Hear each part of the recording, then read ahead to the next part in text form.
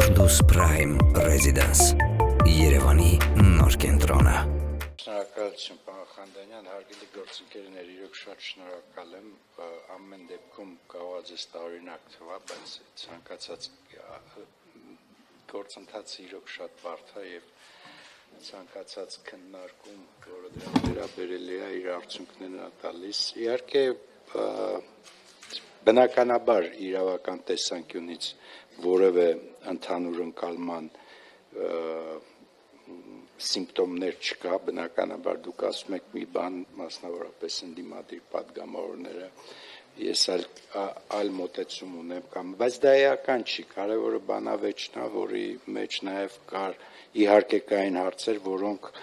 կշարունակեն մնալ մեր ուշադրության կենտրոնում, եթե տենց ընկալումների մեջ օրինակ հատվածականի հետ կապված տենց ռիսկ կա, մենք այդ ռիսկը մի հատ էլ կգնահատենք, ուղղակի կարծում ենք չկա, բայց մի հատ էլ կանրադառնանք, որովհետև դա իրոք բովանդակային իմաստով շատ կարևոր կտոր է, որին պետք է մի հատ էլ անդրադառնալ, բայց խնդիրը ճիշտ ասած իմ համար ինչն է շատ բարդ, որ ես լսելով քննադատություն չեմ լսում ալտերնատիվ առաջարկներ, իսկ դուք չեք պատկերացնի ինչքան ավելի օգտակար կլիներ կամ ոչ թե օգտակար կլիներ պրոցեսի համար, համարեք իմ համար, եթե լիներ ալտերնատիվ առաջարկների, ենթադրենք կամ մոդելների դիսկուս, որը իհարկե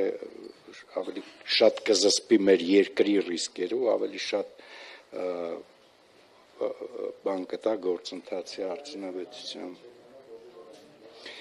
Լսեցի ձեզ պարոն Քոչարյան, բայց հիմա տենց ուզում եմ ասեմ, դա կարծում եմ միակ ալտերնատիվը պետք է չլիներ այս դիսկուսի մեջ,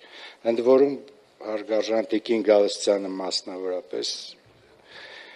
խոսում են ապագա պատասխանատվության մասին, ձեզ թվում է ես դա չեմ հասկանում, բայց ես հասկանում եմ նաև մեկ բան, որ եթե մեր խնդիրները մենք չլուծենք, ոչ մեկ չի լուծի, կամ կլուծի երրորդ երկիր, իսկ դա ես համարում եմ դավաճանություն։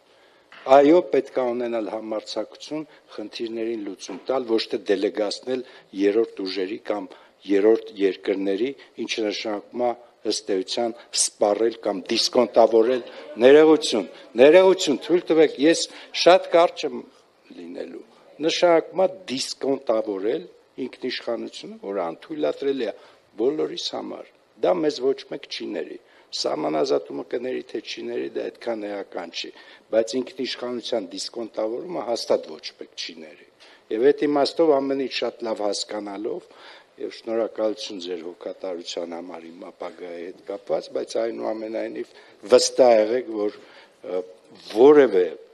որևէ կասկած ու որևէ մտահոգություն դրա հետ կապված ես չունեմ, անկախ թե ինչ տեղի կունենա,